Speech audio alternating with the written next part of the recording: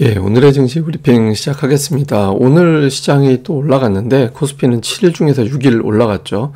주말에 나왔던 이제 미국의 지표가 괜찮았죠. PCE 물가 지수가 전년 대비 3.0, 다음에 근원은 4.1. 이제 전달하고 비교를 해보면 증가폭이 상당히 좀 떨어지는 그런 모습이 나왔고, 이러다 보니까 이제 미국의 금리 인상은 사실상 끝났다, 이런 평가 나오면서 달러 강세가 이어지지 못하고 좀 주춤거리는 그런 모습이 나왔잖아요. 그러니까 신흥시장 쪽에서는 달러 강세가 주춤거리면 가장 반갑거든요. 그러니까 외국인들이 주식을 매수할 수 있다, 그러니까 이런 어떤 환경이 만들어지다 보니까, 그러니까 이거는 사실 미국 기업들에게도 유리한 게 됩니다. 그러니까 미국 기업들 달러 강세, 달러 약세, 이거에 따른 이제 이해득실을 좀 따져놓고 보면 부동산하고 헬스케어를 제외하고는 전부 다 약달러가 매출에 더 도움이 되거든요. 그러니까 달러 약세를 보이면 누이 좋고 매부 좋고 그런 환경이 만들어져요. 그러니까 미국 기업들의 실적도 좋아지는 그런 특성이 있고, 아시아에도 이제 자금이 좀 유입되는 그런 특성이 있거든요. 그래서 그런 환경이 만들어지고 있다. 그러니까 이게 이제 금리 인상 중단이 경기에 대한 공포감, 경기가 나빠서 중단이 되는 거면 시장의 악재인데, 그게 아니라 이제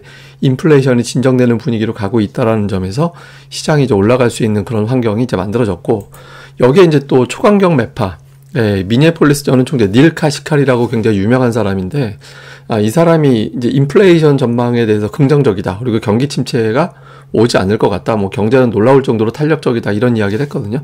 이 사람이 예전에 어떤 얘기를 했던 사람이냐면, 작년도 8월 이야기 때 증시가 폭락하니까 그게 기쁘다, 그러니까 증시가 폭락이야 물가가 잡힌다, 뭐 이런 취지로 이야기한 거였거든요. 그래서 저거 미친놈 아니냐, 뭐 이런 소리까지 들었던 사람인데, 어쨌든 이런 어떤 반응이 나오면서 이게 초강경 매파하니까 이제 금리를 굉장히 빠르게 올려야 된다라고 주장했던 사람이었거든요. 근데 이 사람 말도 이렇게 나오는 거 봐서는 미국의 금리 인상은 정말 끝났구나, 그러니까 이런 평가가 이제 시장을 올리는데 역할을 했던 것 같습니다. 그다음에 이제 우리 시장에 또 제일 중요한 거, 제가 매일 체크하고 있죠. 2차 전지 수급 동향인데, 2차 전지 빅3가 코스닥에서 차지하는 비중이 20%대까지 내려왔습니다. 그러니까 이거 올라가고 내려가고가 중요한 게 아니다라고 제가 여러 번 말씀드렸잖아요. 그러니까 2차 전지 등락이 중요한 게 아니라 거래 비율 낮아지는 게 중요한데 굉장히 많이 낮아졌죠. 이러다 보니까 예전에는 지수가 올라가면 이제 ADR이 떨어지는, 그러니까 2차 전지만 올라가니까 ADR은 떨어지는, 그러니까 상승 종목수가 줄어드는 그런 현상이 나오는데, 지금은 보시면 지수도 올라가고 ADR도 올라가고, 그러니까 2차 전지의 집중도가 좀 낮아지다 보니까 그게 올라가거나 내려가거나 시장은 그냥 올라가는 분위기가 만들어지고 있거든요. 그래서 2차 전지 쏠림이 더 낮아져서 이게 한 15% 정도까지 더 내려가 주면 이제 주식시장은 더 강력한 어떤 종목 장세가 나올 수도 있는 거죠. 일단 이제 주초는 그런 모습이 나타났고, 그 다음에 이제 주요 종목으로 보면 2차 전지가 올라가다 보니까 그 반대편에 있는 게 삼성전자, 또 이제 SK하이닉스 이런 종목이거든요. 삼성전자가 오늘 1% 정도 빠졌고, SK하이닉스가 이제 오늘 3.4% 정도 빠졌거든요. 근데 이제 관건은 뭐냐면, 키를 삼성전자, SK하이닉스가 쥐고 있다라기보다는 2차 전지주가 좀 키를 쥐고 있는 것 같이 보이잖아요. 근데 지금 제가 보기에는 2차 전지는 굉장히 중요한 고비가 있습니다. 그러니까 뭐 이후에 재차 추세적으로 올라갈 수도 있죠. 근데 단기로만 제가 말씀드리는 건 이제 단기로인데, 이제 보통 일반적으로 하나의 한 상승 사이클이 끝나서 크게 빠질 때 그 종목이 어느 정도 가면 이제 이 선을 돌파하지 못한다, 이래버리면 좀 버겁다, 이렇게 보는 기준이 있어요. 우선 이제 거래대금 수반하면서, 거래량 수반하면서 고점 맞았느냐, 근데 거래량이 되게 많이 증가하면서 떨어졌잖아요. 그래서 이거는 좀 고점 징후가 있는데, 이렇게 보는 게 있고, 또 하나는 고점인 경우를 어떻게 또 따져보냐면, 이 고점과 최저점을 딱 갈라서 절반 정도 놓고 볼 때 이제 반등, 기술적 반등 그 절반을 보통 못 넘어가는 경우가 많거든요. 근데 그게 한 12만 5천 원 왔다 갔다 정도 돼요. 125만 원. 에코프로 비행 기준으로, 그러니까 125만 원 근처 되는데, 이제 종가가 지금 121만 원 언저리에서 끝났잖아요. 그러니까 저거를 돌파하느냐, 못하느냐. 그러면 이제 돌파를 해버린다, 이래버리면 이제 그때 2차 전지 쪽으로 자금이 또 쏠릴 가능성도 있습니다, 재차. 근데 만약에 돌파하지 못한다면 2차 전지는 그냥 평범하게 좀 변동성이 나타나고, 다른 종목으로의 어떤 확산은 계속 이어지고 뭐 이런 구도가 될 가능성이 높죠. 그래서 지금 상당히 어떤 중요한 기로점에 와 있어서 2차 전지 향후 추이는 좀 주목을 해봐야 될 것 같습니다. 수급에서는 외국인들이 여전히 이제 양시장 좀 매도를 하고 있고, 종목으로 봤더니 포스코홀딩스하고 전체 순매도하고 되게 비슷합니다. 그다음에 이제 LG화학, 삼성 SDI, 그러니까 2차 전지로 분류가 될 수 있는 종목군들에 대한 매도가 있었고, 하이닉스하고 삼성전자를 동시에 또 팔았어요. 예, 그래서 외국인들이 좀 휴가를 간 건지 조금 소극적인 매매를 하고 있죠. 근데 매수 1위가 네이버인데 530억. 그러니까 네이버하고 카카오를 어느 정도 좀 매수 우위를 보이는 경향이 좀 있었는데 오늘은 이제 네이버가 좀 많이 올라갔죠. 그 외에는 뭐 금양이나 LG에너지 솔루션 또 이런 종목을 또 매수를 했어요. 조금 엇갈리는 매매를 좀 했고, 그다음에 기관 투자자들 같은 경우는 삼성전자 1,000억 넘게 팔았고, 역시 네이버. 제가 이제 뭐 기관 외국인들이 꾸준하게 매수하는 종목 뭐 이런 거 가끔 말씀드리는데, 그 네이버가 그 대표적인 종목 중에 하나였거든요. 그래서 어쨌든 네이버 쪽에 어떤 반응이 좀 강하게 나오고, 그 외에는 뭐 그 다음 순매수 종목이 SK이노베이션인데 270억 정도니까 뭐 네이버 이외에는 이렇게 특징적으로 세게 매수했다 이런 느낌의 종목은 별로 없었습니다. 코스닥에서는 외국인 투자들이 에코프로비엠 팔고 에코프로는 매수하고, 그러니까 2차전지 골라 담는 그런 형태를 좀 보인 게 특징이었고요. 그 외에는 뭐 이렇게 업종별 특징이 확연하게 잡힌다 뭐 이런 느낌은 별로 없었어요. 그냥 골라서 남았구나 이 정도였고, 기관 투자들 같은 경우는 지난주에 이제 IT 계열의 매수가 많았었잖아요. 근데 오늘은 2차전지 골라 담기, 다음에 이제 IT 계열의 종목은 뭐 주성 정도, 근데 원익 IPS, 뭐 ISG, 하여튼 SFA 반도체 있긴 한데 지난주에 거의 절반이었는데 지금은 비율이 되게 많이 낮아졌죠. 그래서 외국인 기관 투자들이 반도체 업종 매수 쭉 하다가 오늘은 좀 주춤. 그런데 이게 이제 그렇다고 또 매도 쪽은 아니었거든요. 그래서 이게 이제 일시적인 숨고르기인지 추세적인 어떤 전환인지는 이제 하루 이틀 정도는 더 봐야 될 것 같습니다.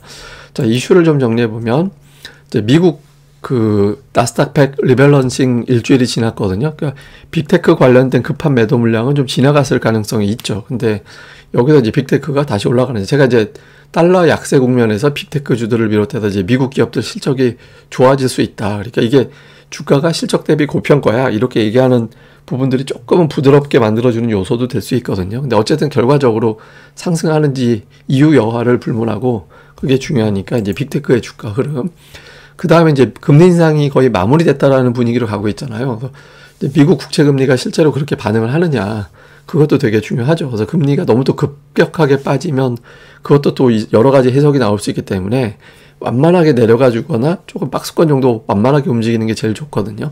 그게 제일 중요합니다. 이게 금리 인상 마무리됐다라는 것만 가지고 증시가 계속 올라가긴 어려워요. 그러니까 이게 다음 단계에서는 그럼 인하는 언제 하는데, 그리고 인하를 왜 할 건데, 이게 되게 중요하거든요.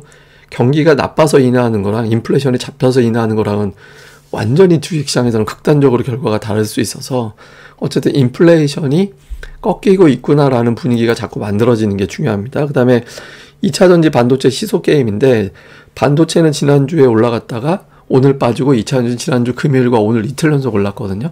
근데 3일차 연속 올라가주면 이게 하락하고 기술적 반등이 아니었네 이런 시각이 나올 수 있고, 그렇게 된다라면 반도체는 더 밀릴 수도 있거든요. 근데 반면에 이제 아까 말씀드린 대로 하락과 고점 연결한 절반선 이상 돌파하지 못하고 그 근처에서 이제 좀 까딱까딱거리면 반도체 쪽으로 또다시 넘어가거나 아니면 좀 예를 들어서 뭐 자동차나 제약바이오나 이쪽으로 갈 수 있으니까 요것도 좀 볼 필요가 있습니다. 다음에 오늘 뭐 특징은 이제 2차전지 뭐 건설, 인터넷, 종합상사 뭐 이런 것들이 올라갔는데 이건 뭐 다 한 번씩 간단하게 코멘트 해드린 거니까 넘어가겠고요. 자, 중요한 게 뭐냐면 고객예탁금이 제법 저점 대비 늘어났거든요. 이게 보시면 데일리로 보면 저점에서 50조 원 정도, 51조 원 정도 되던 게 피크로 58조 원, 그러니까 거의 한 7조 원 정도 늘어났었거든요. 그래서 이게 이제 뭐냐, 고객예탁금은 개인들이 매도를 해도 주식을 매도하면 이틀 후에 결제금으로 들어오니까 그래도 늘어나고, 그 다음에 예를 들어 채권 같은 거 만기돼가지고 또 주식 계좌로 들어오는 경우도 있고, 그 다음에 예를 들면 이런 것도 있어요. 그러니까 공모주 청약 같은 거 할 때 그 공모 참여하기 위해서는 또 예탁금 그 주식 계좌에다가 또 돈을 넣어놓으면 이것 때문에 늘어날 수도 있거든요. 지금 이번 달에 제가 알기로 7개인가 8개가 공모 청약이 또 예정돼 있어서 예탁금이 좀 왜곡될 가능성이 있습니다. 근데 만약에 그게 아니라 제가 이걸 왜 보여드리냐면, 고객 예탁금이 진짜 증가한 거라면, 개인들이 매도해서 들어오는 자금 말고 순수 예탁금이 증가한 거라면 개인들이 1분기에 2차전지를 멱살 잡아 올린 적이 있었잖아요. 그러니까 기관 외국인들이 팔아도 개인이 끌어올린 사례가 있었거든요. 그럼 이게 뭐냐면 20일부터 예탁금이 증가했습니다. 그러니까 20일부터. 그러니까 저게 만약에 뭐 공모청약 그런 거 이외에도 자금이 남아가지고 저점 대비 한 15% 이상 예탁금이 증가되는 상태가 되면, 그러면은 지금 이 시기에 올라갔던 게 뭐냐면 2차전지하고 반도체였어요. 그러니까 반도체 시대가 시작이 되고 다시, 그러니까 2차 전지가 끝물을 향해서 올라갈 때 그때 당시에 그런 현상이었거든요. 그럼 이거는 다른 업종 움직이는 걸 보고 들어온 게 아니라 2차 전지와 반도체를 보고 들어온 거기 때문에 그러니까 이쪽 업종에도 굉장히 세게 움직일 가능성이 있거든요. 그러니까 제가 이제 그동안은 뭐 기관 매수 종목을 집중해야 된다 이런 말씀 드렸는데 예탁금 상황에 따라서는 기관 매수 누적 종목이 아니라 그냥 지금 제일 센 거. 예, 지금 제일 센 거를 계속 끌고 가는 장으로 바뀔 수도 있습니다. 그래서 저게 그냥 공모청약 자금이 들어와서 왜곡시킨 건지 실제로 어떤 개인들의 순수 예탁금이 늘어난 건지를 좀 며칠 좀 이번 주 뭐 중반까지 보면 돼요. 그러니까 하루 이틀만 더 보면 나오니까 이제 그걸 보면서 우리가 이제 업종 어떤 포트를 구성해야 되는지 이걸 좀 가늠을 해보는 것도 좋을 것 같습니다. 뭐 자세한 건 제가 또 계속해서 방송을 통해서 전달해 드리겠습니다. 이 방송 구독하기 그리고 좋아요 버튼 꼭 좀 부탁드리겠습니다. 그러니까 좋아요가 많으면 그 알고리즘에서 이제 유튜브에서 좀 노출을 많이 시켜준대요. 그래서 그것 때문에 좀 그러니까 많이 부탁드립니다. 예, 감사합니다. 전 다음에 뵙겠습니다.